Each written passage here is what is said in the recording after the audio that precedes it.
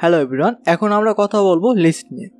আগের ভিডিওতে আমরা কিন্তু ভেরিয়েবল নিয়ে কথা বলেছিলাম। ভেরিয়েবল হচ্ছে কোনো একটি কন্টেইনার। সো সাপোজ আমরা এখানে একটি ভেরিয়েবল নিচ্ছি এবং ইকুয়াল 5 রাখতেছি, মানে এ ভেরিয়েবলের মধ্যে আমরা 5 ভ্যালুটি রাখলাম। এখন যদি আমরা ভাবি যে না, আমরা এখানে একটি ভ্যালু না, আমরা আসলে মাল্টিপল ভ্যালু রাখতে চাই, যেমন এর মধ্যে 5, 6, 7, 8 এই 4টি ভ্যালু রাখতে চাই, আসলে এটা কি কাজ করবে? এটি আসলে কাজ করবে না। ভেরিয়েবলের সবথেকে অসুবিধা হচ্ছে এখানে জাস্ট একটি ভ্যালু রাখতে পারবেন। বাট এই অসুবিধা দূর করার জন্য পাইথন বা অন্যান্য প্রোগ্রামিং ল্যাঙ্গুয়েজে অ্যারে বা লিস্ট নামে একটি কনসেপ্ট আছে। এটি হচ্ছে আপনি একটি ভেরিয়েবলের মধ্যে মাল্টিপল ভ্যালু রাখতে পারবেন। এখানে যদি আপনি লিখেন এ, তারপর থার্ড ব্র্যাকেট দিয়ে যদি এখানে 1, 2, 3, 4, 5 এভাবে যদি লিখেন এবং যদি এটি প্রিন্ট করেন, তাহলে দেখুন এই যে এই সবগুলোই দেখাচ্ছে। এটি মূলত লিস্ট, পাইথনের ক্ষেত্রে লিস্ট, বাট অন্যান্য প্রোগ্রামিং এটিকে অ্যারে হিসাবে ধরা হয়। এখন আপনি বলতে পারেন যে এখানে আসলে উপকারটা আমার কি হলো, যে এ হিসাবে তো আমরা পুরো ভ্যালুটাই পাচ্ছি, বাট এখন এইগুলো কি অ্যাক্সেস করা যাবে কিনা? উত্তর হচ্ছে হ্যাঁ, আপনি চাইলে এই প্রত্যেকটা এলিমেন্টকে অ্যাক্সেস করতে পারবেন।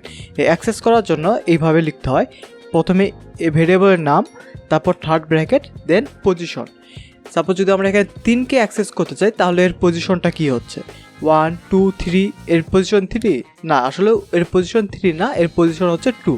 কারণ প্রোগ্রামিংয়ের ক্ষেত্রে আপনার ইন্ডেক্সিং করা হয় বা পজিশন করা হয় 0 থেকে। সো এখানে 1 এর পজিশন 0, 2 এর পজিশন 1 এবং 3 এর পজিশন 2। সো আমরা যদি এখানে 2 লিখি, তাহলে দেখুন আমাদের এই যে 3 প্রিন্ট করতেছে।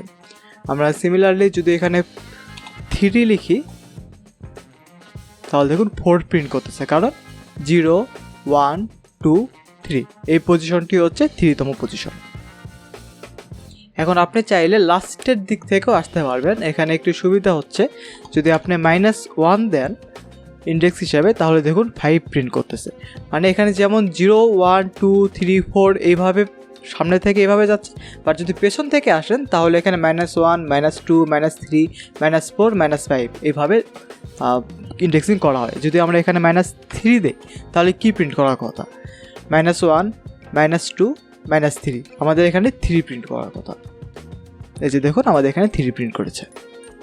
এখন লিস্টে একটু সুবিধা হচ্ছে, আপনার এখানে যে সবগুলো একই ডেটা টাইপ হতে হবে তেমন কিছু না।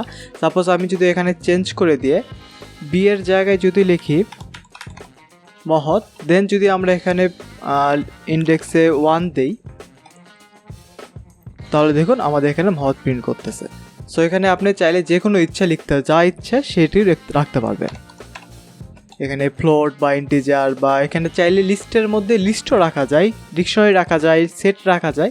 এই সবগুলো আমরা সামনের ভিডিওতে দেখব।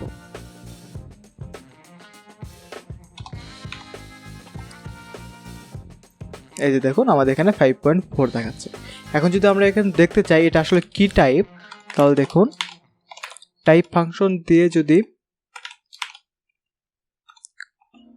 আমরা এটাকে প্রিন্ট করি, তাহলে দেখুন এটি হচ্ছে লিস্ট টাইপ। এখন এই লিস্টে আমরা যদি চাই নতুন আরও কিছু এলিমেন্ট অ্যাড করতে, তাহলে এটি করা যাবে। আপনি এখানে জাস্ট append করে দেবেন।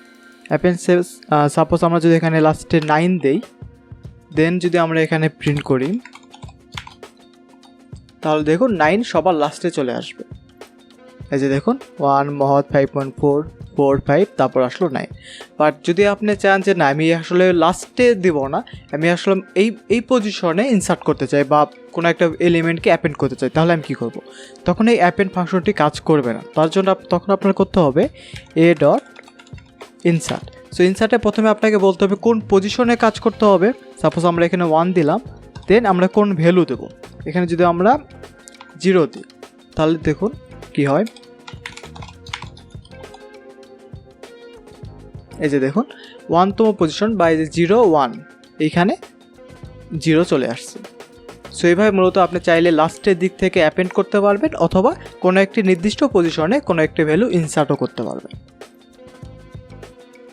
ওকে, এখন আপনি চাইলে লিস্টের কোনো একটি ভ্যালু চেঞ্জও করতে পারবেন।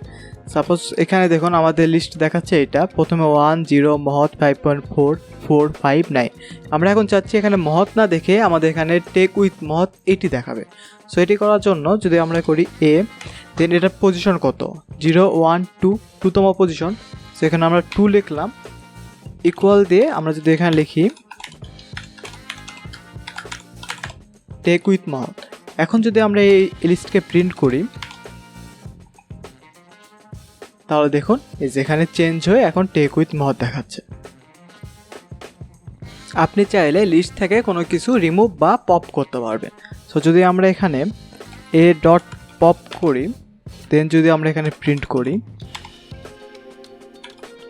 তাহলে দেখুন কী হবে, এই যে আগেরটায় লাস্টে 9 ছিল, বাট পরেরটায় কিন্তু লাস্টে আর 9 দেখা যাচ্ছে না। মানে আপনি যখনই পপ করবেন এখান থেকে লাস্টের একটি করে এলিমেন্ট ডিলিট হয়ে যাবে। যদি আপনি এটা আবার পপ করেন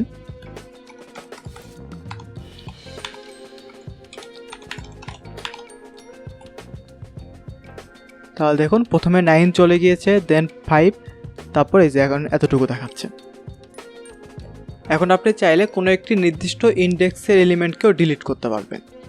সেটি করতে পারবেন এইভাবে, আপনি যদি এ ডট রিমুভ লিখেন এবং যদি ভ্যালু দেন তাহলে দেখুন, চলো এখানে প্রিন্ট করতে হবে আগে। এই যে দেখুন প্রথমে কিন্তু 1 ছিল, বাট এখানে 1 আর নাই। এখানে আসলে ইন্ডেক্স না, এখানে যে ভ্যালুটি রিমুভ করতে চান সেটি দিতে হবে। সো এই ছিল মূলত লিস্ট নিয়ে সব কিছু। লিস্ট নিয়ে আরও কিছু আছে যেগুলো আমরা পরের ভিডিওতে দেখব।